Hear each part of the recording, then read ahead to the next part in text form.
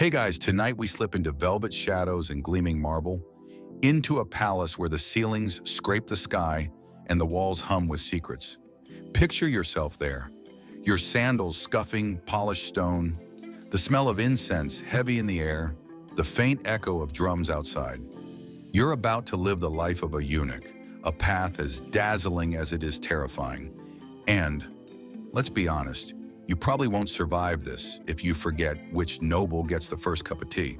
So before you get comfortable, take a moment to like the video and subscribe, but only if you genuinely enjoy what I do here. And hey, I'd love it if you drop a comment with your location and the local time where you're tuning in from. It's always wild to see who's awake with me across the globe. Now dim the lights, maybe turn on a fan for that soft background hum, and let's ease into tonight's journey together. You shuffle forward, pushed along by the crowd of other boys and young men chosen, or forced, into this new role. The gates are absurdly tall, plated with iron and painted red so bright it hurts your eyes. Every hinge groans like a giant complaining, and the moment they shut behind you, it's like someone has erased the sun. You're inside now, and the outside world shrinks to memory. The guards barely glance at you. To them, you're another pebble in the stream. Still, your heart pounds like you've smuggled in a chicken under your robe. You try to breathe, but the incense is thick, and you cough. One boy snickers. Another looks as pale as rice paper. Historians still argue whether the palace's grandeur was meant to awe visitors or simply to confuse them so they'd never find the exit again. Either way, the effect works. You're already lost, though you've only walked 10 steps. The first courtyard feels endless, paved with stone blocks, so perfectly cut they fit together like puzzle pieces. Legend says it took an army of craftsmen their entire lives to lay them down, though one quirky tidbit suggests the stones were rumored to be polished by ghosts at night. A guard barking at you to move along breaks that image pretty quickly. Your sandals slap, your robe swishes, and you clutch the little bundle of belongings they let you bring. One wooden comb, a strip of cloth, and, if you're lucky, a small coin. That coin feels like both treasure and useless weight, because where would you even spend it here? The air grows quieter as you approach the next set of gates. Every step takes you deeper, away from family, away from any sense of freedom. You're beginning to realize the palace is less a place to live and more a labyrinth you'll be trapped in.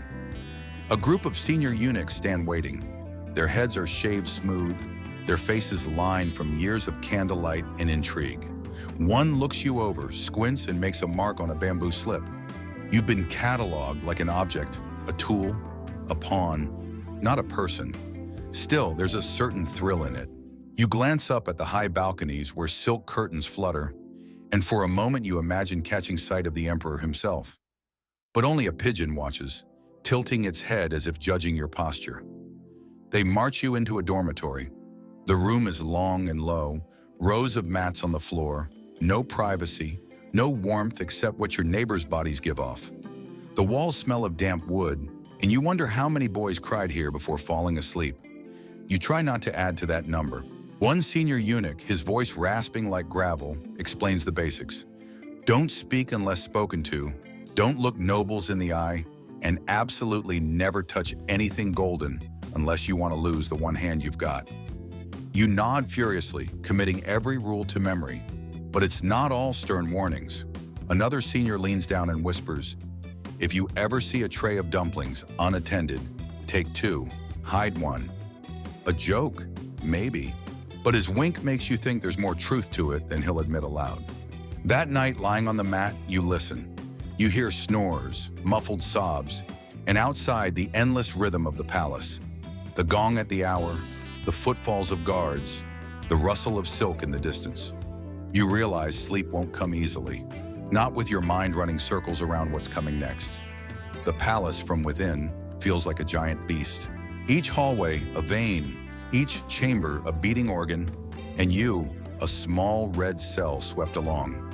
Will you ever matter? Will you even survive the week? You press your face into the thin pillow and tell yourself, tomorrow you'll learn the truth of what it means to serve here. And with that thought, half courage, half dread, you drift at last into uneasy sleep. Morning comes not with roosters, but with gongs that shake your ribs. You jolt upright on the thin mat, your mouth dry, your limbs heavy. The dormitory fills with the groans and shuffles of boys just like you, half terrified, half resigned. You're herded out, sandals scuffing across stone, and though the sky is pale and new, you feel the weight of centuries already pressing down. You've heard whispers of what's next, of course. Everyone has. The dreaded operation. Some call it purification, others just the cut. You're led into a narrow chamber lined with polished wooden screens painted with cranes and pine trees, as though cheerful birds will somehow soften what's about to happen. Spoiler, they don't. The room smells sharply of herbs and smoke. At the center sits a low bench, and beside it, a man in plain robes who looks more butcher than doctor. He sharpens a knife with the calm of someone about to slice melons. You swallow hard. Your hands shake. No one has explained much, just that this step separates you forever from the outside world. Historians still argue whether eunuch surgeries were carried out with any kind of anesthetic, or if it was sheer grit, prayers, and maybe a rag to bite. Some records suggest wine was offered, though it's unclear if that was to numb the pain or simply to keep boys from bolting. Either way, you don't get much choice. You kneel. The floor is cold stone, your robe tugged aside. The knife gleams, and the silence afterward is stranger than the pain itself. The world tilts. You hear your own breathing loud in your ears, and then nothing. Nothing where once there was something. You're not sure if you should cry, laugh, or faint, so your body picks faint. When you wake, you're on a straw mat with bandages pressed tight. A jug of water waits nearby, though lifting it feels like moving a mountain. The pain is sharp, but beneath it, there's a strange, new emptiness. A silence in your body you've never known. A senior eunuch leans over, his face lined like folded paper. "Drink," he says, voice soft but commanding. "The quicker you heal, the quicker you learn."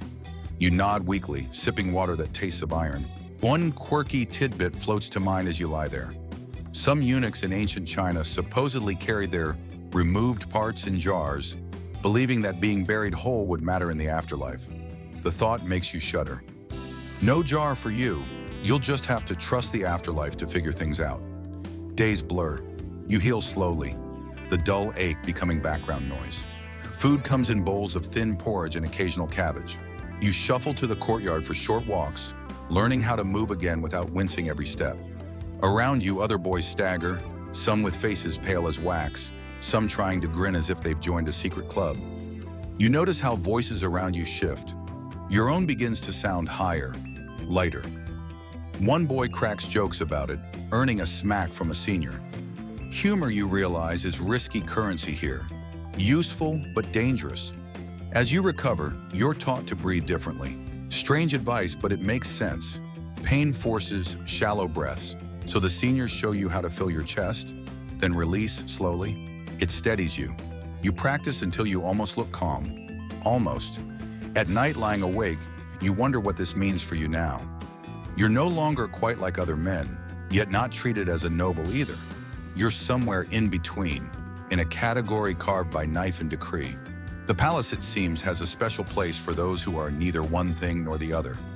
One evening, the gravel-voiced senior gathers you all. "You are the emperor's servants now," he says. "Not boys, not sons, not husbands. You belong only here." His eyes are fierce, but you catch a flicker of weariness too, as though he remembers being where you sit. The thought hits. You'll never walk the markets freely again, never marry, never hold your own children. And yet within these walls you might rise. Eunuchs have ruled the court behind curtains, whispered into emperors' ears, even outlived dynasties. The possibility is terrifying and thrilling all at once.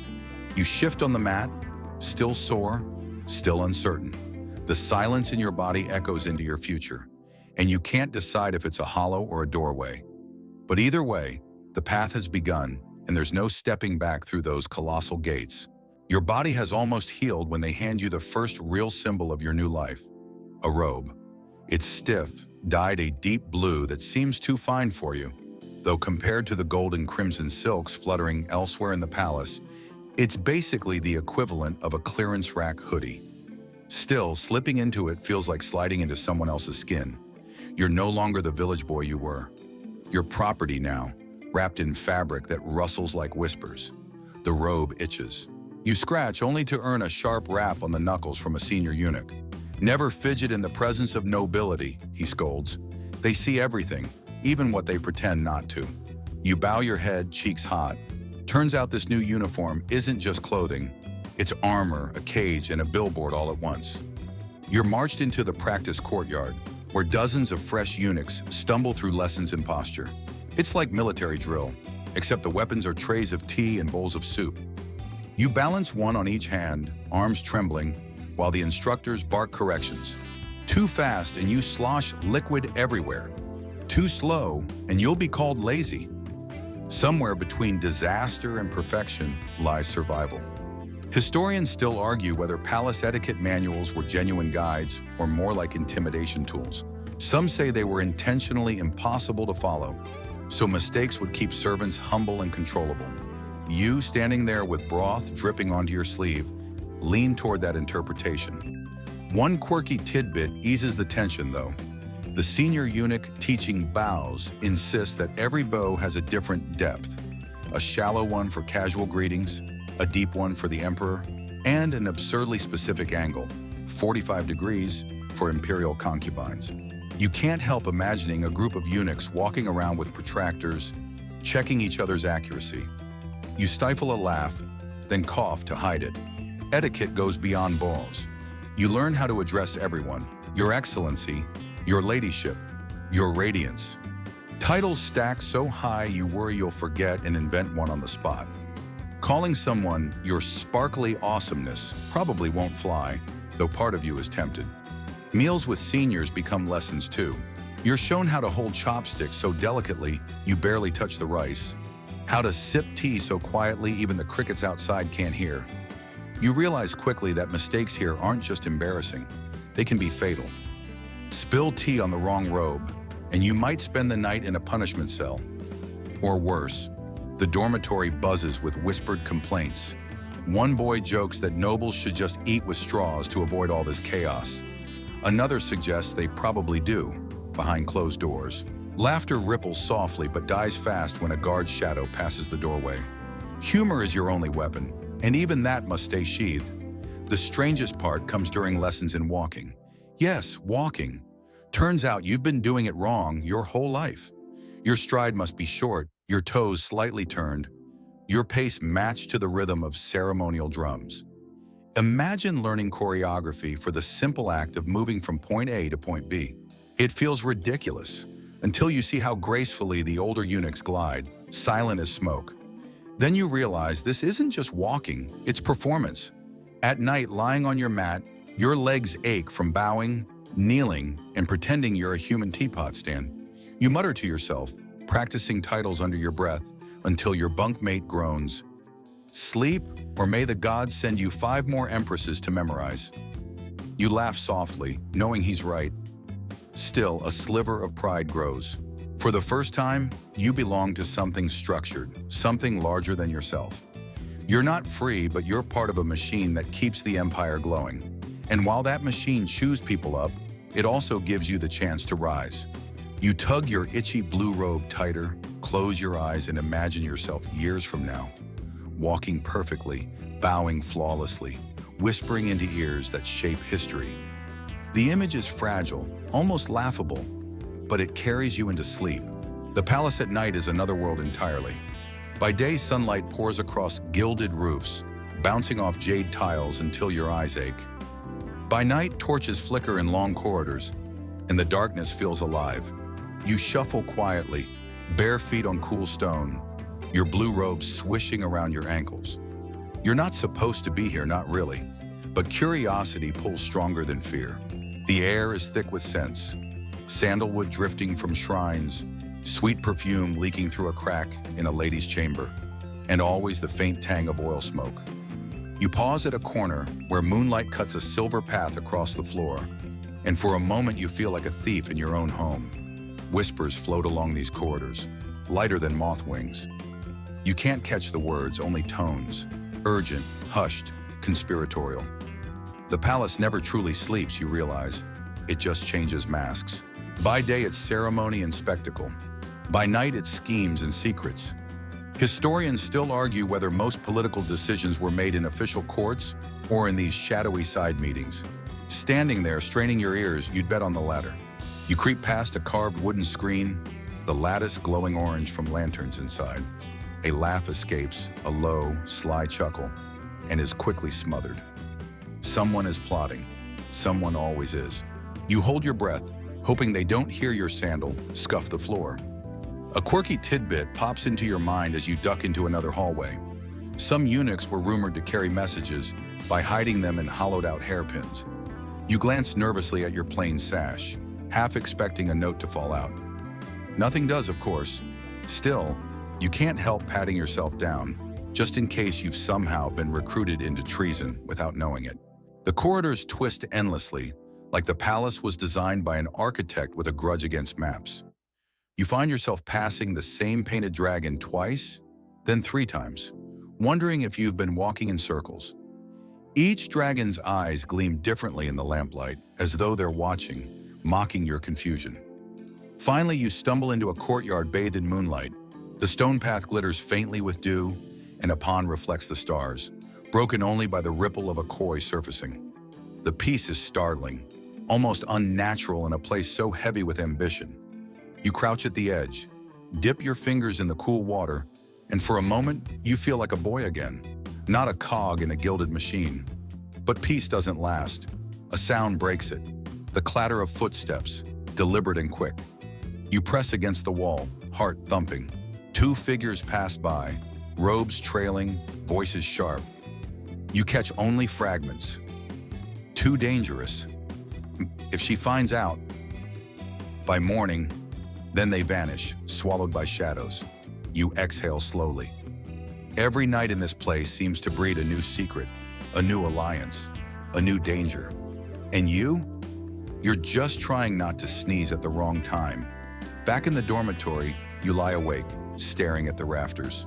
The snores of your bunkmates sound like distant drums, steady but oddly comforting. You wonder, should you explore again tomorrow? Or will curiosity one day drag you straight into someone's whispered plot? The thought lingers as sleep finally claims you, that the palace isn't merely a home for nobles. It's a living puzzle, each corridor a riddle, each whisper a piece. And you, small as you are already caught inside its endless game. The first time you slip into the palace library, it feels like trespassing into the brain of a giant. Rows upon rows of lacquered shelves stretch higher than ladders can reach, stacked with scrolls, stitched books, and bamboo slips bound with silk cords. The air is thick with dust and ink, a smell that makes you sneeze so loudly you're sure you've just signed your own execution order. Luckily, only a sleepy lantern keeper stirs, then goes back to dozing. You're here officially to deliver a tray of tea, but who wouldn't linger?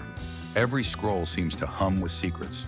The titles alone tempt you: histories of fallen dynasties, manuals of statecraft, poems that never made it into the public festivals. Your fingers itch to pull one down. You do. And just like that, you've crossed the line from servant to thief of knowledge. The scroll unrolls with a papery sigh. Words dance in neat brushstrokes. And though you've been trained enough to read haltingly, the stories still spill into your mind like a flood. Tonight, it's a banned chronicle describing an empress who ruled through her eunuchs, wielding power with sharper skill than most generals. Historians still argue whether these accounts exaggerate her influence or if she truly bent an empire to her will. Either way, you can't help picturing yourself as one of those eunuchs, holding the weight of decisions disguised as whispers. One quirky tidbit leaps from another scroll. An ancient medical text recommends powdered rhinoceros horn for everything from fevers to nightmares. You mutter, or maybe just drink some water, and chuckle under your breath. A dangerous sound in such a silent hall. You move deeper. The shelves seem endless, like they grow longer the further you walk. You find books of poetry so delicate the ink has faded to ghost gray. You find diagrams of siege engines, terrifying in their precision. You even stumble on a half-hidden shelf of romances, verses so steamy you blush and roll them shut before anyone notices. The lantern keeper snores again. You decide to risk a second theft. memory. You copy characters in your mind, mouthing them quietly until they stick. At night, you practice writing them on scraps of straw paper in the dormitory. Your brush strokes wobbly but proud. Knowledge becomes your secret rebellion. While others bicker over chores, you slip back to the library, finding excuses, delivering towels, collecting ink, lighting lamps. Each visit feels like tiptoeing on a tightrope. If you're caught, punishment will be swift, but the thrill is worth it. One evening, you stumble across a scroll locked with a wooden clasp marked by a crimson seal. Forbidden. You hesitate. Breaking it would mean disaster if discovered, but your fingers twitch anyway. You almost pry it open. Almost.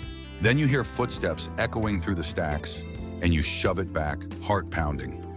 Maybe some secrets are meant to stay sealed. As you leave, the moonlight falls across the polished floor, and for the first time, you sense that learning here isn't just survival, it's transformation. Each story you steal adds another layer to you, another mask you can wear when the palace demands it. Back in your bunk, you whisper lines of poetry into the darkness. No one listens, but that's fine. You're not reciting for them. You're reciting to remind yourself you're more than a servant, more than a robe. You're someone who carries hidden pages in your mind, stories no blade can carve away. And as sleep drifts over you, you think, perhaps the greatest danger in this palace isn't the knife or the whip. Perhaps it's the knowledge that, once tasted, refuses to let you stay small. You're still thinking about those hidden scrolls when duty calls you somewhere far more nerve-wracking. The private chambers of the Empress. The corridor leading there is hushed, lined with guards in embroidered armor who glare at you like you've just confessed to stealing dumplings. You clutch your tray of jade hairpins so tightly your knuckles ache. Dropping one would probably cost you more than your job. Inside, the air is warm with perfume. Jasmine, roses, something heavier that makes your head swirl. Silk curtains hang like clouds, and every object glitters with gold or jade. The Empress herself reclines on a couch, robes spilling like a waterfall, her expression as unreadable as a painted mask. She doesn't even look at you at first. You kneel, forehead nearly to the floor, heart hammering so hard you're sure she can hear it. When she does glance your way, it's with the sharpness of someone who knows every gaze is a weapon. "Closer," she says, her voice low but commanding. You shuffle forward on your knees, presenting the tray. She picks up a hairpin, twirls it between her fingers, then casually drops it back with a clink that makes you flinch. Historians still argue whether empresses truly held power or were merely figureheads behind curtains. Watching her, you're convinced she holds plenty. Every word, every silence feels like it shapes the palace itself. One quirky tidbit pops into your head as you bow lower. In some courts, eunuchs were tasked with taste-testing cosmetics to ensure they weren't poisoned. You silently pray she won't ask you to try on rouge just to prove your loyalty. Let's be honest, you'd look fabulous, but still. Your job here is mostly simple. Fetch combs, prepare tea, arrange ornaments. But the real challenge is surviving the conversations. The Empress doesn't waste words. "What did you hear in the corridor?" she asked one evening, eyes sharp. You freeze. "Did you hear anything?" You stammer a denial, careful to keep your voice soft but steady. She watches you a long moment, then smiles faintly, as if amused by your terror. Flattery, you learn, is your lifeline. Compliment the arrangement of her sleeves, the brilliance of her jewels, even the way her shadow falls across the floor. Too much, and you sound fake. Too little, and you sound ungrateful. The line is razor thin. You practice phrases under your breath at night, testing which ones feel natural. "Like the moon among clouds," you murmur into your pillow. Maybe that one will work. And sometimes she talks, not to you exactly, but in your hearing, about court factions, rival concubines, officials who pretend loyalty but plot betrayal. You keep your eyes down, but your ears wide open. Knowledge is power, and here it drips like honey from her words. One evening, as you adjust a candle, she asks, "Do you read?" The question almost knocks you flat. You admit cautiously that you do. She nods. "Then remember this. Power is not in what is written, but in who controls who reads it." The phrase burns into you. Later, you write it in shaky brushstrokes, hiding the scrap under your mat. Leaving her chambers each time, you feel both lighter and heavier. Lighter because you've survived. Heavier because you're now woven into secrets you can't untangle. The perfume clings to your robe long after, reminding you that you've been too close to both danger and opportunity. That night, staring at the rafters, you realize something.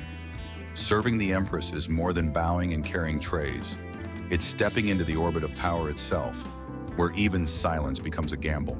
You're no longer just surviving etiquette lessons. You're beginning to play the game. Lantern light floods the courtyards, drums thump like a giant's heartbeat, and suddenly the palace, usually so hushed and formal, bursts into life. It's festival night. You've been assigned to stand just outside the inner gates, tray balanced on your palms, ready to fetch or carry at a moment's notice. But you can't help it. Your eyes keep drifting upward. Above, fireworks claw into the sky, blooming in crimson and gold, their sparks raining down like falling stars. The crowd outside the walls roars in delight, though in here, joy is expected to stay contained. You tuck your grin into your sleeve, because the last thing you need is a senior eunuch snapping at you for showing too many teeth. The smell of roasted chestnuts drifts faintly over the walls, carried by the winter wind, mixing with the thick smoke of incense. For a moment, you imagine yourself beyond these gates, jostling with commoners, holding sticky candied plums on a stick. Instead, your hands ache from clutching a porcelain teacup too tightly. Historians still argue whether palace festivals were meant as true celebrations for the people or as dazzling displays to reinforce imperial authority. Standing here, you suspect it's both. Joy for the masses, a reminder of power for the courtiers, and sore feet for you. Still, there's magic in it. Strings of paper lanterns sway overhead, painted with tigers, cranes, and dragons.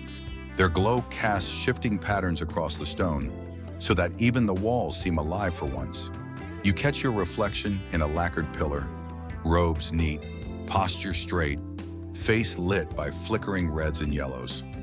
For a brief second, you almost look like you belong in this splendor. A quirky tidbit passes through your mind. Some festival lanterns were once filled with riddles written on slips of paper. Solve the riddle, win a prize. You imagine sneaking one away, unrolling the slip and scribbling an answer. Maybe, why does the moon follow you? Because it's nosy, obviously. You chuckle under your breath, drawing a glare from a guard. Music swells from the courtyard. Flutes, drums, strings blending into a swirl that seeps into your bones. Courtiers glide past, silk sleeves fluttering, laughter bubbling from painted lips. You stand still, invisible, yet the sound vibrates in you like you're part of the orchestra. The emperor appears briefly on a balcony, robes shimmering, face solemn beneath the fireworks glow. The crowd outside howls with cheers, but inside silence reigns. You bow until your neck cramps, though you sneak a glance upward. His silhouette looks almost lonely against the firelit sky. Later, when the fireworks fade and the crowd thins, scraps of paper, petals, and ash scatter across the ground. You help sweep them, brooms scratching stone, and think how quickly grandeur dissolves into mess. Yet you tuck one burnt scrap of paper into your robe. It once held a lantern riddle, half gone now, but to you it feels like treasure.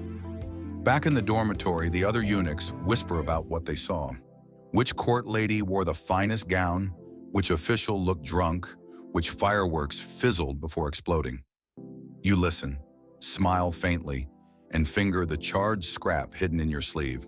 Sleep comes slowly, your mind replaying the boom of fireworks and the glow of lanterns.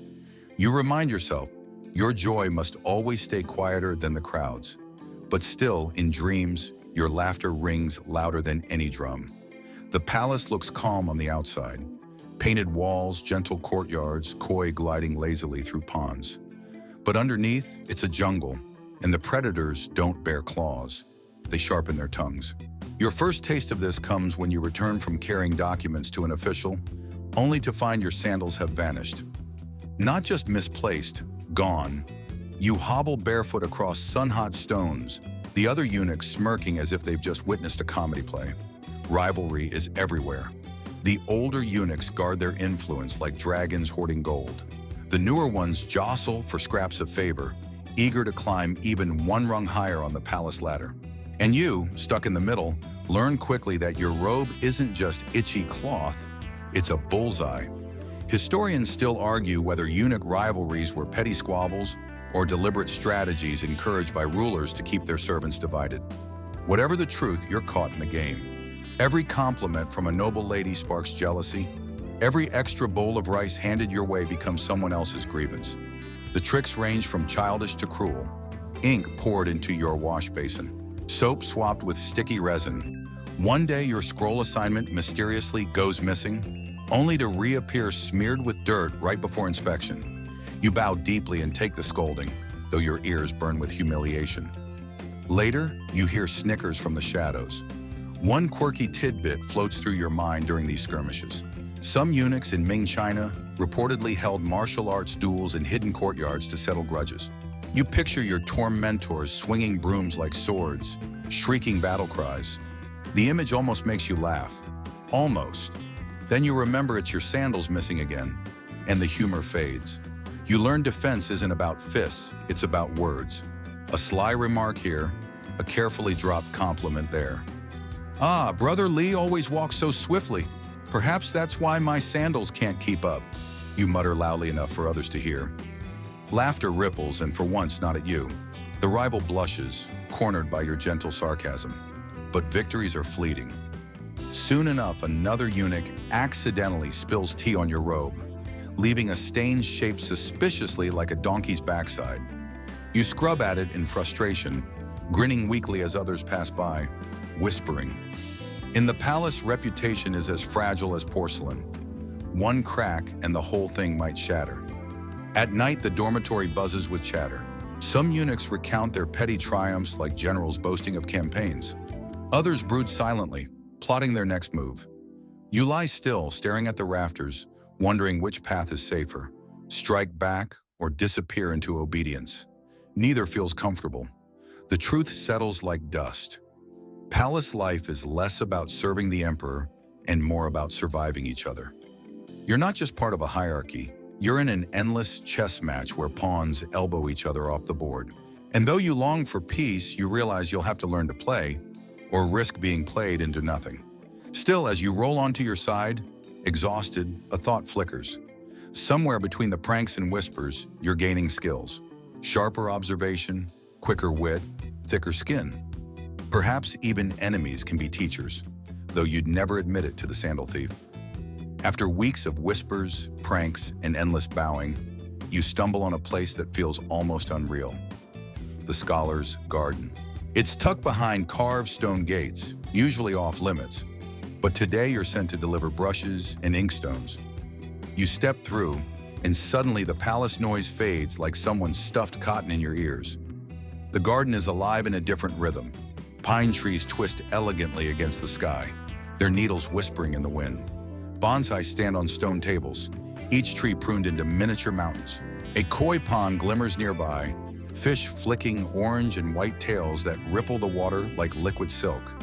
The scent of blooming plum blossoms lingers in the air, sweet but sharp, grounding you in the moment. You set the brushes down carefully, then linger, just a little. The garden feels safe, as though even the palace's sharp edges can't reach here. You kneel by the pond, tracing characters in the dirt with a twig, letting your hand move without fear of scolding. Historians still argue whether gardens like this were genuine retreats for reflection or simply stage sets for nobles to display their refined tastes. Looking around, you think it doesn't matter. For you, this place is real enough. One quirky tidbit comes to mind. Some ancient scholars believed koi fish could transform into dragons if they swam upstream long enough. You watch a particularly fat koi bump lazily against a rock and chuckle softly. Maybe next lifetime, buddy. Days pass, and you find excuses to return. Delivering scrolls, sweeping leaves, refilling water jars, anything to steal a moment among the trees. You even practice calligraphy on scraps of paper here, dipping your brush into stolen drops of ink. Your characters wobble, but each stroke feels like a rebellion against the monotony of palace chores. Sometimes an old scholar sits in the pavilion, sipping tea and humming to himself. He doesn't seem to mind your presence. Once he glances at your crooked calligraphy and says, Your brush is clumsy, but your heart is steady. You bow so low your forehead almost cracks the stone. Later, you replay his words until they feel like a talisman. The other eunuchs tease you. Practicing poetry? Hoping to woo the koi? One jokes. You just smile, not bothering to defend yourself. They don't understand. In this garden, you're not just a servant, you're a person again. You even start writing short verses. Nothing fancy, just lines about blossoms falling or lantern light trembling on water. You keep them hidden under your mat, afraid they'll be mocked or, worse, discovered by someone important.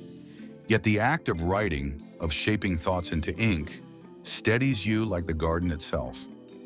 One evening, as dusk paints the sky violet, you sit by the pond, watching koi leap briefly into the air. You think about the river outside the palace walls, the one you may never see again. Perhaps the koi are luckier than you. They at least know the feel of water rushing free. You tuck the thought away, whispering your newest line of verse to the plum trees. Even in cages, blossoms fall as they wish. The petals rustle as though agreeing. When you leave, you carry not just brushes or scrolls, but a piece of calm folded into your robe. It's fragile, yes, but it's yours. And in the storm of palace life, even fragile peace feels like treasure. The first time you walk beside the emperor, your knees feel like noodles. Not the fancy hand-pulled ones served at banquets, more like the broken scraps at the bottom of the pot. You carry a rolled decree tied with red silk, following half a step behind him, eyes fixed on the polished tiles so you don't trip and become history's shortest-lived servant. The emperor moves with an ease that's practiced, not natural. His robes trail like rivers, and attendants glide in formation around him, each step a perfect rhythm. Yet up close, you notice things the public never sees. The slight slump of his shoulders, the faint sigh he lets slip when no one important is near. Historians still argue whether emperors truly controlled their empires or were themselves prisoners of ritual and bureaucracy. Watching him today, you think maybe both are true. He seems like a man trapped inside a performance written centuries before he was born. You hold the decree tightly, palms sweating. When he pauses, you step forward to offer it. The silk ribbon brushes your fingers, and for one dizzy moment, you imagine your touch carrying the weight of an empire. He takes it without looking at you, his eyes already fixed on the next official waiting with another petition. Still, being this close makes you part of the machinery of power. You see how courtiers bow so low their foreheads almost dent the floor? How officials' voices tremble as they recite reports of taxes, floods, rebellions? The emperor listens, face carved from stone, then murmurs a word or two that can change lives. And you, silent in the corner, witness it all. One quirky tidbit you overhear from another eunuch later. Some emperors supposedly disliked long meetings so much they had signal coughs to end them early. You can't help imagining this emperor faking a sneeze just to escape hours of rice tax reports. The thought almost makes you giggle mid-bow, which would have been your last mistake. Your duties here are simple: carry scrolls, refill ink, adjust cushions, but every moment feels like balancing on a tightrope. If you stumble even once, it won't be a prank from rival eunuchs. It'll be punishment from the highest level. Yet oddly, you start to enjoy the danger. Each day near the emperor feels like brushing fingertips against the edge of history. You notice patterns too. When he's tired, he taps his fan against his knee. When annoyed, he strokes his beard in short bursts. When truly furious, silence stretches longer than any shout. You file these observations away, building a private dictionary of imperial moods. At night, back in the dormitory, you replay it all in your head. The rustle of his robes, the weight of the scroll in your hands, the way his sigh seemed louder than the official speeches. You realize power isn't just decrees and armies. It's also the smallest gestures, the breaths between words. Lying there, you whisper to yourself, "The emperor's shadow is longer than the sun." The phrase sticks, a line you'll carry like one of your secret poems. Because today, for the first time, you didn't just serve. You stood close enough to feel the empire breathe. It takes months of obedience and luck before you're allowed to leave the palace walls. The excuse is simple: delivering a parcel of incense to a temple. But to you, it feels like being released from a gilded cage, if only for an afternoon. The gates creak open. Sunlight floods your eyes, and suddenly the world smells different. Dust, horse dung, frying dumplings, life. You walk briskly, escorted by a senior eunuch who warns, eyes down, robe neat, no talking. But your senses betray you. Stalls brim with candied plums on sticks, syrup dripping onto wooden trays. Street singers belt out verses about heroes, their voices raw and joyful compared to the polite whispers of palace musicians. Children dart between legs, chasing paper kites shaped like swallows. You ache to stop, to taste, to join. When the senior steps into the temple courtyard to bargain with a monk, you seize your chance. A few coins, your only ones, jingle in your sleeve. You hand one over at a stall, and the vendor grins, passing you a sticky candied plum. The sugar clings to your lips, tart and sweet, and for a moment, you forget the palace entirely. Historians still argue whether eunuchs were allowed regular outings, or if most never saw the outside world again after entering service. Standing here, syrup dripping down your chin, you hope you're in the luckier category. As you savor the treat, you overhear gossip from two merchants nearby. They're mocking the emperor's new tax edict, calling it a banquet for officials and famine for farmers. You nearly choke on the plum. In the palace, even thinking such words could mean death. Here they're tossed like casual jokes, followed by laughter and a swig of rice wine. One quirky tidbit you notice: a peddler is selling paper effigies shaped like palace guards. Kids buy them, toss them into puddles, and stomp them flat, shrieking with glee. You bite your lip to stop a laugh. If only the guards inside saw this, they'd probably faint. The senior returns, scowling, and herds you back toward the gates. But the city has already carved itself into your senses. You pass beggars with hollow cheeks, laughing gamblers, storytellers waving painted fans. The outside world is raw, messy, alive in ways the palace never allows. Back inside, the gates slam shut, and the air feels suddenly too clean, too heavy with incense. You lick the last trace of sugar from your fingers, determined to keep the memory alive. Because even one candied plum, eaten outside those walls, tastes more like freedom than all the banquets you'll ever serve within. That night, you dream of the city, kites soaring, voices shouting, drums pounding in the distance. When you wake, the dormitory is silent but for snores. You whisper to yourself, the world still spins beyond these walls. The words comfort you, even as you know you may never step out again. The palace always pretends to be eternal. Stone walls, carved dragons, guards marching in perfect rhythm. But all it takes is one storm to remind you how fragile grandeur really is. The skies darken without warning, thunder booming like drums, and rain lashes the tiled roofs until the courtyards turn into shallow lakes. You're sweeping water away with a bamboo broom when a bolt of lightning slams into the outer wall. Sparks shower down, igniting a storage shed filled with kindling dry scroll wrappers. Within seconds, flames claw upward, orange against the storm-dark sky. Panic erupts. Eunuchs shriek, maids scatter, and officials run in circles like startled hens. You grab a bucket, joining a desperate chain. Hands slip, water sloshes, robes cling to skin. The air is thick with smoke and rain, stinging your eyes.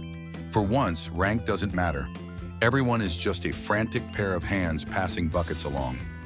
Historians still argue whether imperial palaces burned down more from natural accidents or from deliberate arson during political struggles. Standing here, soaked to the bone, you don't care which is true. Fire is fire, and it doesn't ask for permission before devouring everything. A quirky tidbit crosses your mind mid-chaos. In ancient Rome, they used vinegar-soaked blankets to smother flames. You glance at the buckets of muddy water and almost laugh. Vinegar would be a luxury here. Still, you fling your bucket anyway, water hissing as it hits the blaze. The storm eventually douses the worst of it, but not before the shed collapses in a shower of embers. You stand gasping, hair plastered to your forehead, chest heaving like a drum. Around you, the palace looks smaller, humbled, its grand walls streaked with soot and rain. In the days after, whispers ripple. Was the fire an omen, a punishment from heaven? Or worse, a cover for someone destroying incriminating records? You overhear theories in hushed tones. It was lightning. No, a servant's candle. Nonsense, it was planned. You keep your mouth shut, but the question gnaws at you. What stays with you most, though, isn't the mystery. It's the memory of everyone working side by side, rank stripped away by necessity, fear making equals of us all. For one fleeting night, you weren't just a eunuch or a servant. You were simply a human being, bucket in hand, fighting against fire and storm. Later, lying awake in the dormitory, you replay the sight of flames licking the night sky. You think, the palace may look eternal, but all it takes is a spark. And you wonder quietly whether you, too, are more fragile than you like to believe, or maybe stronger, because you survived the storm. The fire leaves behind more than soot, it leaves suspicion. Suddenly, the palace is less about duty and more about survival. Whispers grow sharper, eyes linger longer, and you feel the weight of invisible nets tightening around you. Everyone wonders who lit the flames, and in such an atmosphere, even the innocent look guilty. You learn to tread carefully. Every errand feels like walking across a frozen river, one wrong step away from plunging into icy water. A casual word can be twisted, a misplaced glance can be reported, and silence itself can make others wonder what secrets you're hiding. Historians still argue whether eunuchs were loyal servants protecting the throne, or schemers manipulating emperors from behind the curtains. Living through these days, you realize both can be true. Loyalty is real, but so is fear, and fear breeds cunning. One morning, you see a fellow eunuch dragged away for questioning. His offense? Someone accused him of speaking to a visiting envoy without permission. You never hear from him again. The dormitory is quiet that night, the air thick with dread, as if everyone's breath has been stolen. To protect yourself, you sharpen your skills. You practice the art of blandness, never too eager, never too distant. Your compliments drip with honey, but never too much. You laugh politely, but never louder than your superior. You become a shadow that moves, serves, and disappears, leaving no trace. Yet danger still finds you. A rival slips a forged note into your sleeve, hoping it'll be discovered as evidence of treasonous correspondence. Luckily, you notice the handwriting doesn't match before it's too late. You burn the note in the brazier, watching the characters curl into ash, your hands trembling. One quirky tidbit flickers in your mind as you watch the paper burn. Some ancient spies supposedly trained to carry messages tattooed inside their mouths, hidden beneath the tongue. You shiver, imagining how far people will go to outwit danger. Compared to that, your burned scrap of paper feels almost harmless. But the paranoia takes its toll. You sleep lightly, ears straining for footsteps in the night. You eat cautiously, half convinced poison lurks in every bowl. Even the scholar's garden, once peaceful, now feels like a stage where hidden eyes follow your every move. You realize the palace is less like a home and more like a vast game board. Every person is a piece, pawns, bishops, queens, and the emperor himself as the king. And you're a pawn with no choice but to keep moving forward, hoping not to be sacrificed. One evening, sitting by the koi pond, you whisper to yourself, survival is not about winning, it's about not being noticed when the board is cleared. The koi flick their tails as if they agree. You smile weakly, then glance over your shoulder, just in case someone heard. Time, which once crawled in the palace, suddenly races. You wake one morning and realize the lines on your hands are deeper, your steps slower, your hair thinner. The young eunuchs glance at you the way sparrows look at an old crow. Half pity, half impatience. You used to be one of them, darting through corridors with nervous energy. Now you shuffle, knees stiff, carrying scrolls that feel heavier than before. In the dining hall, new faces outnumber the old. Bright-eyed boys, freshly robed, whisper to each other in the same eager tones you once used.